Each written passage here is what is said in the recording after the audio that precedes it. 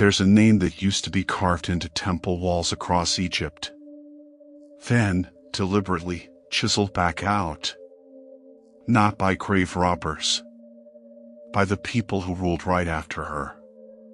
Someone decided an entire kingdom would be better off pretending this queen never held the power she actually held. You don't erase someone that thoroughly unless you're afraid of exactly how much they mattered. And the strangest part isn't even the erasure. It's how long it almost worked. What does it actually take to make a kingdom agree to forget someone on purpose? Nefertiti, the great royal wife who ruled beside Egypt's strangest pharaoh, looked exactly like you before any of this happened. Except she was already carrying more power than any queen before her, and she had no idea yet that the power itself would be the reason she got erased. She stood in temple carvings not as decoration but as an equal. Sometimes taller than her husband in the same scene. Sometimes alone, smiting enemies in poses usually reserved only for kings. She helped build an entire new capital from nothing, dedicated to a single sun disk her husband insisted was the only god worth worshipping. That's not a small domestic detail. That's a queen reshaping the religion of an entire kingdom in public, on stone meant to outlast everyone alive to see it. She and Akhenaten had 6 daughters together, and in the official art of their reign, the whole family appears constantly, touching, kissing, sitting in each other's laps, at a time when Egyptian royal art almost never showed that kind of ordinary affection. It reads less like propaganda and more like two people who were genuinely trying to build something new, together, in full public view. Nobody in her position had ever been carved into that much permanence. Within one generation, almost all of it was gone. What actually happened to her in those final years is something historians still argue about today. But here's what almost nobody tells you about this myth. Her husband called himself Akhenaten, the pharaoh who tried to replace Egypt's entire pantheon with a single sun disk. For 3,000 years before him, Egypt had worshipped dozens of gods, each with their own temples, priesthoods, and land. Akhenaten shut most of those temples down, redirected their wealth, fired entire priesthoods that had run parts of the economy for generations, built an entire new capital, Akhenaten, in the middle of the desert, far from the old priesthoods who'd lost everything. That's not a religious footnote either. That's thousands of people who suddenly had every reason in the world to want this family gone. Nefertiti didn't just support this. Reliefs at that new capital show her performing rituals normally reserved for the king alone. That's not a footnote. That's a queen doing a pharaoh's job, in a religion built entirely around her husband's authority. Diplomatic letters from that era, the ones archaeologists later dug out of the palace floor, show foreign kings writing to Egypt as if she genuinely shared the throne. 6 daughters and not one confirmed son between them made succession its own quiet crisis, the kind royal families don't put in writing but everyone at court could feel. Then Akhenaten died. And Egypt did something it rarely did to a king. It didn't just replace him. It erased him. His name was cut out of later king lists entirely, like his reign had simply never happened. Nefertiti's name went with his. Statues of her were reused as building material for other men's monuments. Her face was chiseled off temple walls that had taken years to carve in the first place. There's a real theory, one Egyptologists still argue about, that she didn't just disappear quietly. That she may have ruled Egypt herself for a short time afterward, under a different name, as a female pharaoh nobody was supposed to remember either. If that theory is true, she didn't just influence a throne. She sat on one, alone, and someone made sure the record wouldn't say so clearly enough for anyone to be sure, 3,000 years later.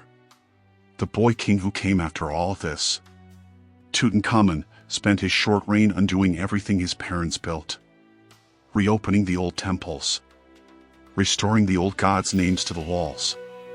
Even changing his own name, from Tutankhaten to Tutankhamun, just to distance himself from the god his father had forced on Egypt.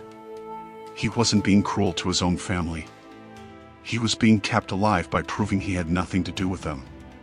And the general who eventually took the throne after that, Horemheb, finished the job so completely that for over 3,000 years, almost nobody knew Nefertiti had existed at all. Not as a myth. As a fact historians simply didn't have. But something survived that no one expected. And when you understand what, this stops being ancient history and starts being something closer to a warning. So what does it actually take to make a kingdom agree to forget someone on purpose? Here's the part that doesn't fit the story you'd expect. It didn't work. Not the way Horemheb needed it to. In 1912, an archaeologist uncovered a painted bust in the ruins of Akhenaten, buried inside a forgotten sculptor's workshop. One that was never finished. Nobody has ever agreed on why. That face is now one of the most recognized human faces on Earth. More people alive today have seen Nefertiti's face than have seen the face of almost anyone else who lived in the next 3,000 years combined. Here's the part that should genuinely unsettle you. The erasure is the reason we're still talking about her.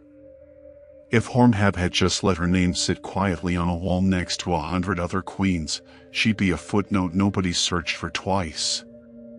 Instead, he erased her so completely that the gap itself became the story. Scientists have spent decades testing unidentified royal mummies, hoping one of them is her. One candidate, pulled from a side chamber in the Valley of the Kings and nicknamed simply the Younger Lady, matched enough DNA markers to Tutankhamun's own family to reopen the entire question, and still doesn't have a name anyone fully agrees on. Think about that for a second. There is, right now, in a museum drawer, a body that might be one of the most powerful women who ever lived, and the erasure worked so well that even modern science can't fully undo it. Every mystery about what happened to her in those final years exists because someone tried to make sure there'd be nothing left to ask about. She isn't even the only one this happened to. Centuries earlier, another female pharaoh, Hatshepsut, had her own monuments defaced by the stepson who came after her, for the exact same reason. A woman had ruled, and it wasn't supposed to be remembered that way. Different dynasty. Different century. Same instinct. The curse of being erased never actually punishes the person you erase. It just changes shape. It becomes every person written out of the story after them. Every contribution quietly absorbed into someone else's name on the same project. Every founder whose company history gets rewritten the year after they leave. Every name a family simply stops saying out loud once things fall apart. Someone always tries to control what gets remembered. They almost never get to control what people go looking for instead. It's tempting to call this a story about a queen who got erased. It isn't, not really. It's a story about how badly people in power need to control what happens after they're gone, and how little control they actually have. You can chisel a name off 1,000 walls and still lose, if the one thing you can't erase is the shape of the gap you left behind. Nefertiti didn't just lose her name when her husband's revolution collapsed. She lost it because someone else needed the world to believe that revolution had never mattered at all. But the man who started it, the one Nefertiti stood beside as an equal, never got the mercy of being remembered as merely erased. He got something worse. That's a different story. And it's already begun.